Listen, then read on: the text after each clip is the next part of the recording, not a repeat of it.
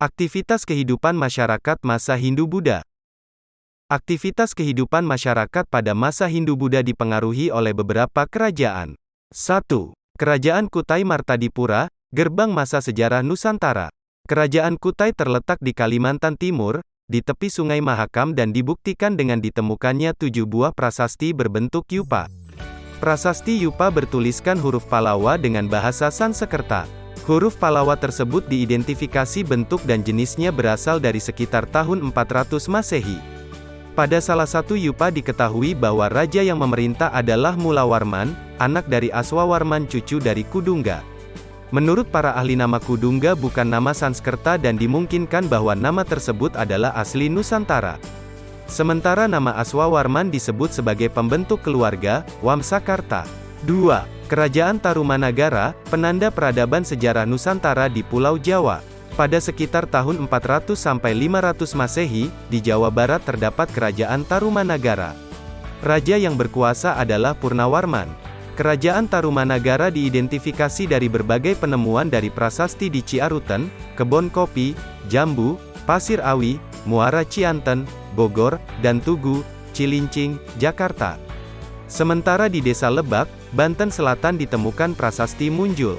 Prasasti-prasasti tersebut ditulis dengan huruf Palawa dan berbahasa Sanskerta yang diubah dalam bentuk syair. Pada prasasti Ciaruten didapatkan 2 tapak kaki. 2 tapak kaki dalam prasasti tersebut merupakan tapak kaki raja yang menyerupai tapak kaki Dewa Wisnu. Sedangkan pada prasasti Kebon Kopi terdapat gambar tapak kaki gajah raja yang dikatakan sebagai tapak kaki Airawata, gajah Dewa Indra. 3. Kedatuan Sriwijaya, sang penguasa perairan Nusantara. Sriwijaya merupakan bentuk kekuasaan dengan sistem kedatuan. Kerajaan Sriwijaya merupakan kerajaan termegah yang ada di Indonesia pada abad ke-7. Prasasti Kedukan Bukit pada tahun 605 tahun Saka, 683 Masehi, menceritakan perjalanan suci yang dilakukan oleh Daputra Hyang dengan perahu. Ia berangkat dari Minangkabau dengan membawa tentara sebanyak 20.000 orang dan berhasil menaklukkan beberapa daerah. Perjalanan ini membawa kemenangan bagi Sriwijaya dan membawa kemakmuran. Belum dapat dipastikan di mana titik letak kerajaan Sriwijaya di Sumatera. Kekuasaan Sriwijaya diperkirakan terbentang di seluruh Sumatera sampai semenanjung Malaya dan mungkin sampai daerah Pulau Jawa bagian barat. Sriwijaya mempunyai daerah yang luas dan strategis di perairan Samudra Hindia dan Selat Malaka. Mereka mempunyai armada laut sebagai kekuatan militer yang sangat kuat. Sriwijaya juga menjadi tempat bagi pendidikan Buddha. Pendeta Ising dalam catatannya menunjukkan bahwa sebelum ke India beliau singgah di Sriwijaya selama 6 bulan. Pada tahun 685 Masehi beliau kembali ke Sriwijaya dan tinggal selama 4 tahun untuk menerjemahkan berbagai kitab suci Buddha dari bahasa Sanskerta ke dalam bahasa Tionghoa. Cerita perjalanan Ising menunjukkan bahwa Sriwijaya merupakan pusat kegiatan ilmiah agama Buddha. 4. Kerajaan Mataram Kuno, nuansa kemewahan peradaban Nusantara di Pulau Jawa. Kerajaan Mataram kuno mulai dikenal melalui prasasti yang ditemukan di Desa Canggal, Barat Daya Magelang. Prasasti ini ditulis dalam huruf Palawa dan diterjemahkan dalam bahasa Sanskerta yang indah dengan bertuliskan angka 732 Masehi. Isi dari prasasti Canggal memperingati pendirian sebuah lingga, lambang Siwa, di daerah Kunjara Kuja oleh Sanjaya. Di Kerajaan Mataram terdapat 2 wangsa yaitu Sanjaya dan Shailendra yang memperebutkan kekuasaan. Pada pertengahan abad ke-9, kedua wangsa bersatu dengan perkawinan Rakai Pikatan dan Pramudawardhani, raja puteri dari keluarga Shailendra. Bukti dari persatuan keluarga tersebut adalah Candi Plaosan. Pada Candi Plaosan merupakan perpaduan dari corak agama Buddha dan Hindu yang dibangun sebagai simbol persatuan dari persatuan 2 keluarga melalui pernikahan Rakai Pikatan dan Pramudawardhani. Pada tahun 856 Masehi Balaputra dari wangsa Shailendra berusaha merebut kekuasaan dari Rakai Pikatan tetapi gagal. Beliau kemudian melarikan diri ke Sriwijaya dan berhasil naik tahta menjadi Raja Sriwijaya. Setelah berhasil menghapus kekuasaan Shailendra di Jawa, Rakai Pikatan turun tahta dan digantikan oleh Dyah Lokapala atau Rakai Kayuwangi. Masa Rakai Kayuwangi menghadapi berbagai kesulitan karena menurunnya pertanian dan lemahnya tenaga rakyat.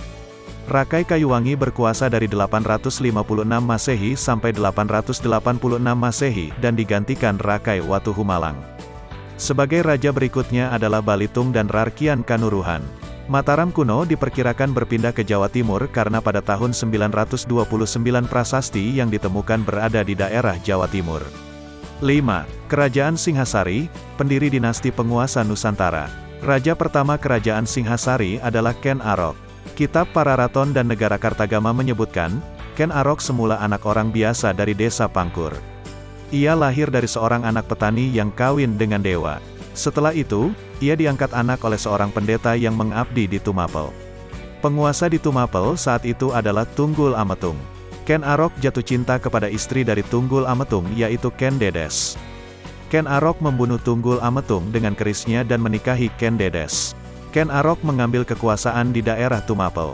Sedikit demi sedikit, Ken Arok menghimpun kekuatan militer dan berani melepaskan diri dari Kadiri yang saat itu dipimpin oleh Kertajaya. Ken Arok dibantu oleh pendeta dari Kadiri yang berselisih dengan raja. Pada tahun 1227, Ken Arok dibunuh oleh anak tirinya Anusapati, anak dari Ken Dedes dan Tunggul Ametung, sebagai balas dendam atas kematian ayah kandungnya. Anusapati mengambil alih kekuasaan Singhasari. Ia berkuasa dari tahun-tahun 1247 sampai tahun 1248. Suatu pembunuhan terencana dilakukan oleh Tohjaya, anak dari Ken Arok dan Ken Umang.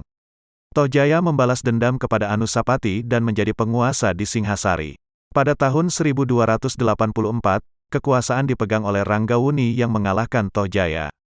Ranggawuni berkuasa bersama dengan Mahesa Cempaka, anak dari Mahesa Wongateleng, anak Ken Arok dan Ken Dedes. Pada tahun 1254, tahta kerajaan diberikan kepada anaknya yaitu Kertanegara. Banyak ditemukan bukti tentang masa pemerintahan Kertanegara. Pada tahun 1275, Kertanegara menjalin persahabatan ke Sumatera Tengah.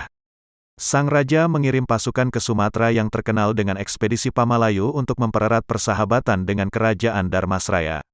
Kisah ekspedisi yang berlangsung hingga 1292 ini diketahui dari alas arca Amogapaka yang ditemukan di Sungai Langsat.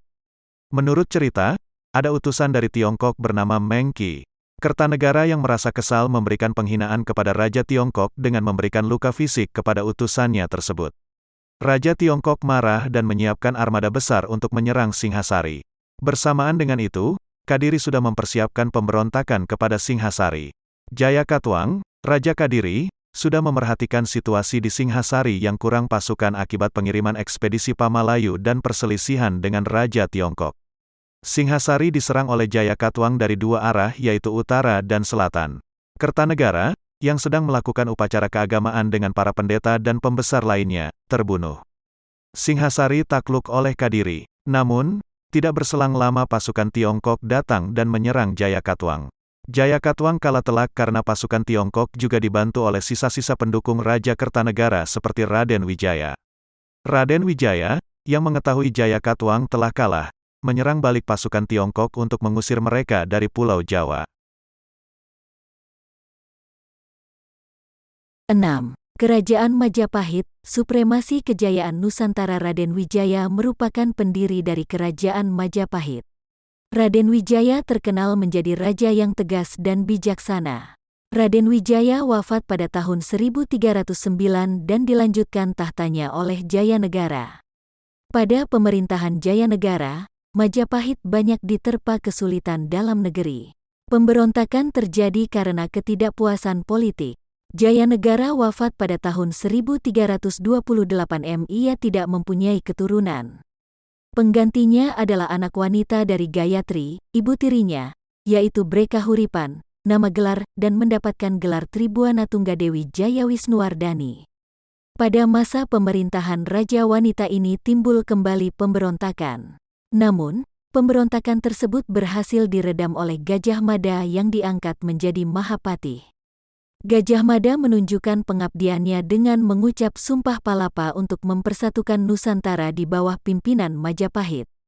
Pada tahun 1350 Tribuana Tunggadewi turun tahta dan digantikan oleh anaknya yaitu Hayam Wuruk yang lahir pada 1334. Hayam Wuruk bersama Gajah Mada membangun Majapahit untuk menjadi kerajaan yang dapat mempersatukan wilayah Nusantara dan memakmurkan rakyatnya. Kekuasaan Majapahit cepat menyebar dan berhasil menguasai daerah taklukan seluas negara Indonesia sekarang ditambah wilayah di Semenanjung Malaya. Selain menaklukkan, beliau juga mempererat persahabatan dengan raja-raja tetangga Majapahit.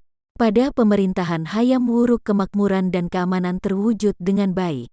Gajah Mada wafat pada 1364 dan menimbulkan kesulitan siapa yang dapat menggantikannya. Pada tahun 1389 Hayam Wuruk wafat dan digantikan oleh menantunya Wikramawardhana. Pernikahan antara Hayam Wuruk dan salah satu selirnya mendapatkan anak laki-laki yang bernama Bre Wirabumi. Bre Wirabumi diamanahkan untuk memimpin wilayah Majapahit di daerah timur Pulau Jawa. Majapahit dikisahkan terpecah menjadi dua antara kekuasaan Wikramawardhana dan Bre Wirabumi pada peristiwa Paregrek. Peristiwa Paregrek ini berakhir dengan kalahnya Bre Wirabumi.